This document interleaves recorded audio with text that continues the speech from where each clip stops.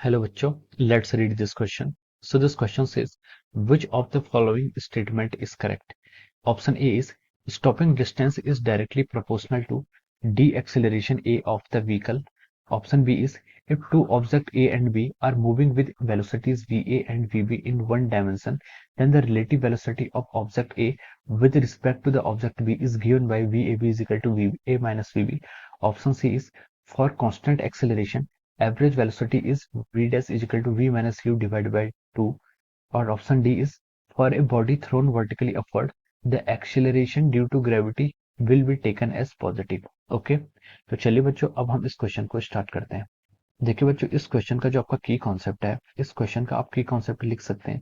देखिए, इस क्वेश्चन में हमें क्या क्या फाइंड आउट करना है। पहले हमें स्टॉपिंग डिस्टेंस फाइंड आउट करनी है, तो इसका की कॉन्सेप्ट क्या आएगा? Stopping distance is the key concept of this question. Stopping distance, ठीक है। फिर हमसे पूछा गया कि रिलेटिव मोशन, ठीक है। फिर हमें क्या देखना है? रिलेटिव मोशन को यहाँ पर डिफाइन करना है। और उसके बाद हमारा क्या? कांस्टेंट एक्सीलरेशन, ठीक है। तो देखिए, ये दो हमारे मेन की कॉन्सेप्ट हैं, इस क्वेश्चन पर बेस्ड हैं, ठीक है। देखिए, स्टॉपिंग डिस्टेंस क्या होता है? स्टॉपिंग डिस्टेंस होता है कि अगर आप किसी, मान लीजिए आप किसी गाड़ी को या ड्राइव कर रहे हैं, कोई व्हीकल को आप ड्राइव कर रहे हैं, ठीक है।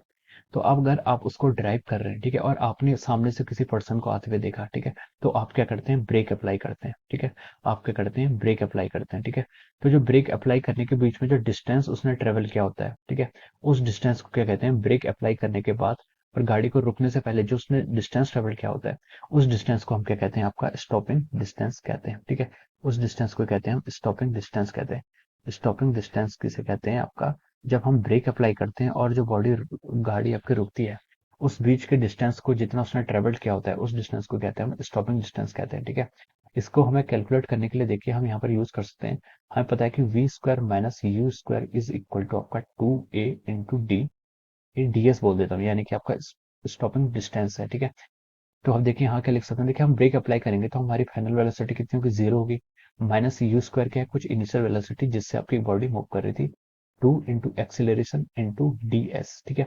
तो देखिए, यहाँ से जो आपका डीएस आएगा, हमसे क्या पूछा है? Stopping distance, yes. तो डीएस को क्या लिख सकते हैं हम यहाँ से? Minus u square divide by 2a, ठीक है। ये आपका क्या हो जाएगा? आपका डीएस का रिलेशन आ जाएगा।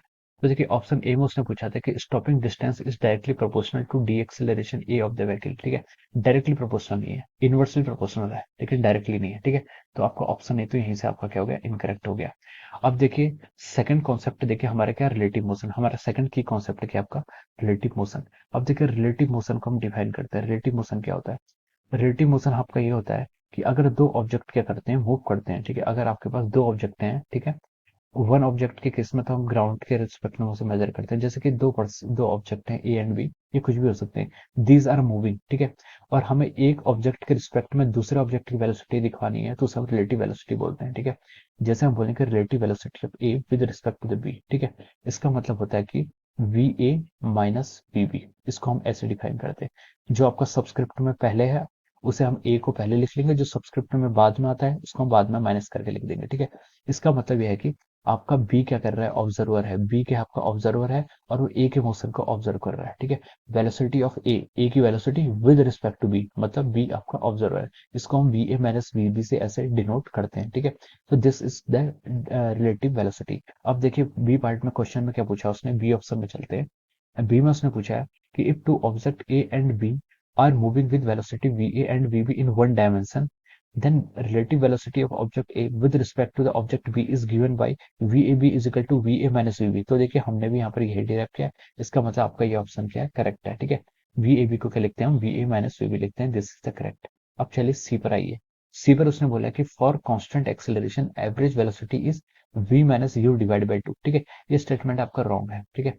एवरेज वेलोसिटी अगर आपकी कांस्टेंट एक्सेलरेशन होता है, तो अगर आपका एक्सेलरेशन कांस्टेंट है, ये इंपॉर्टेंट है, अगर आपका एक्सेलरेशन कांस्टेंट होगा तो आप एवरेज वेलोसिटी को v plus you divide by 2 लिख सकते हैं, लेकिन v minus you divide by 2 आपका क्या हो जाएगा? रॉन्ग हो जाएगा, ठीक है। तो this option is wrong. D पे चलते हैं। डी पर उसने बोला कि for a body thrown vertically upward then acceleration due to gravity will be taken as positive, ठीक है।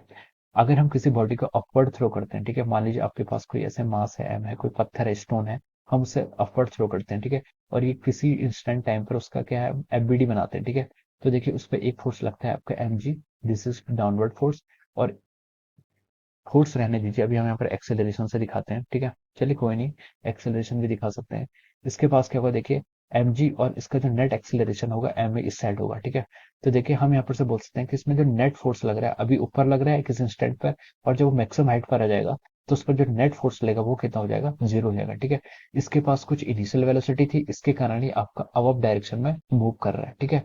और इस पर जो ग्रेविटी लगता है, ग्रेविटी ऑलवेज क्या लगता है, act opposite to the direction of, मतलब आप ऑलवेज एक्ट नहीं, मतलब ग्रेविटी जो होता है वो आपका ऑलवेज डाउनवर्ड एक्ट करता है, ये जरूरी है, ठीक है। तो उसने बोला कि for a body thrown vertically upward, किसी बॉडी को हम अपवर्ड फेंक रहे हैं, then acceleration due to gravity will be taken as positive, ठीक है। तो देखिए एक्सेलरेशन ड्यू टू ग्रेविटी को हम नेगेटिव कंसिडर करेंगे, ठीक है।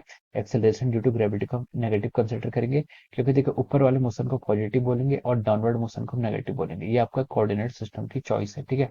ऊपर वाले को हम पॉजिटिव लेंगे और नीचे वाले को हम डाउनवर्ड लेंगे, तो ग्रेविटी आपकी क्या आनी चाहिए, या फिर acceleration due to gravity negative आनी चाहिए। तो ये ऑप्शन भी आपका क्या हो जाएगा, रॉन्ग हो जाएगा, ठीक है। आपका सिर्फ ऑप्शन बी यहाँ पर करेक्ट है, ठीक है। तो हम इसमें लिख सकते हैं finally, option B is correct. Option B is correct, option B का यहाँ पर आपका करेक्ट है, ठीक है। This is the final answer of this question, option B is correct. So I hope you all understood this concept. All the best and thank you so much.